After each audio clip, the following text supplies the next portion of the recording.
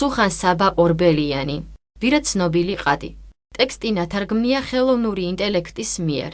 იყო ერთი გლახაკი კაცი, რომელსაც მჭლე გამხდარი ვირი ჰყავდა. ერთხელ ვირი გაიპარა და მთაში წავიდა გასასუქებლად.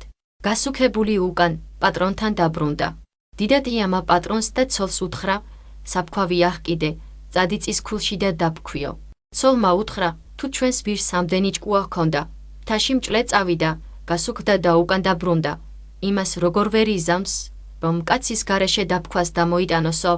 დაუჯერა გლახაკმა ცოლს, ვირს ჯოხი დაჰკრა და გაუშვა. წავიდა ვირი და ვიღაც კაცმა წაიყვანა, ვინ იცის. გავიდა ერთი კვირა, ვირი აღარ დაბრუნდა. წავიდა ვირის პატრონი, მივიდა მეწისქვილეთან და ჰკითხა, ვირი გამოგზავნე შენთან საფქვავით და სად არისო? მეწისქვილემ ჰკითხა, ვის გამოვატანეო? ვირის პატრონმა უთხრა, ჩემი ვირი ისეთი ჭკვიანი იყო, კაცის გამოყოლა არ უნდოდაო. მეწისქვილე ხრიკიანი ყავთაბანდი ვინმე იყო, მიხვდა ვირის პატრონის სიბრიყვეს და მის ზემოთ ერთი ქოსა მეწისქვილე იყო. იმასთან მიასწავლა, აქ რიგმა არ მოუწია და მასთან გავგზავნეო. იცოდა, ქოსა მეწისქვილე ძალიან ეშმაკი იყო და უკეთეს ხიკს მოიფიქრებდა. მივიდა ვირის პატრონი ქოსა მეწისქვილესთან და ვირის ამბავი ჰკითხა. ქოსა მეწისქვილემ უთხრა, აქ იყო შენი ვირი და საფქვავი დაფქვა, მე ასეთი ჭკვიანი ვირი არ მინახავს. ერთი შავი ჯოროსანი, ოქროთი აკაზმული კაცი მოდიოდა, მისი ჯორი ფქვილით იყიდა. მერე შეჯდა ზედ და ზანგას ქალაქი ჩავიდა. იქაური ყადი მომკვდარიყო და ყადად შენი ვირი დასვეს, იქ მონახეო. დაუჯერა ვირის პატრონმა და ზანგას წავიდა.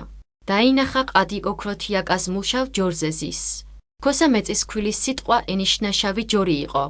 მივიდა ყადთან და უთხრა, მე ვერ მიცანიო. ყადი რას იცნობდა, პასუხიც არ მისცა. ვირის პატრონმა უთხრა, ჩემი ვირი ხარ და ასე მალე როგორ გაამპარტავნებულ ხარო?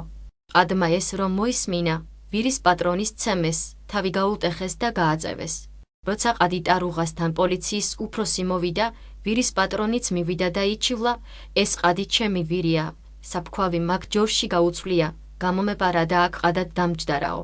ყადმა თქვა, რას ამბობ? აქ ხომ ყველანი მიცნობთ. ჩემი მამა პაპანი აქ დაბერებულან, რად არ გააძევებთ მაგ კაცო?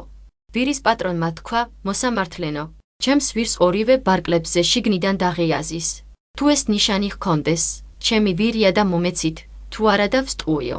ყაც თუ რეკარი კანის დაავადება სჭირდა და ორივე ბარკალზე შიგნით გამონაყარი დარჩენოდა. ყად საცვალი ჩახადეს, ნიშანი ნახეს. გამტყუნდა ყადი, სამართლით ვირად აღიარეს და ვირის პატრონს მისცეს. ყადი შეხვეწა, შენ ციცი, რომ რეგვენობით ციბრიყვით მედავები. ჩემთან ხელი არა გაქვს, მაგრამ ამ ჯორს თავისი საკასმულობით მოგცემ, შენს ვირს ხომ ჯობია და ნუ ხარ მარცხვენო. მისცა ყადმა ვირის პატრონს ქრთამად ჯორი ოქროს საკასმულობით, მაგრამ ვირის პატრონმა ისევ დავა დაუწყო, ეს ჯორი ჩემი ფქვილით გაქვს ნაყიდი, შენ კი ჩემი ვირი ხარო. დაღონდა ყადი რას გადავეკიდი ამ კაცო. სხვა ვეღარაფერი მოიფიქა და 100 ფლურიც ოქროს ფული თავის თავში მისცა. შეჯდა ვირის პატრონი ოქროთი აკაზმულ ჯორზე და წამოვიდა თავის გზაზე.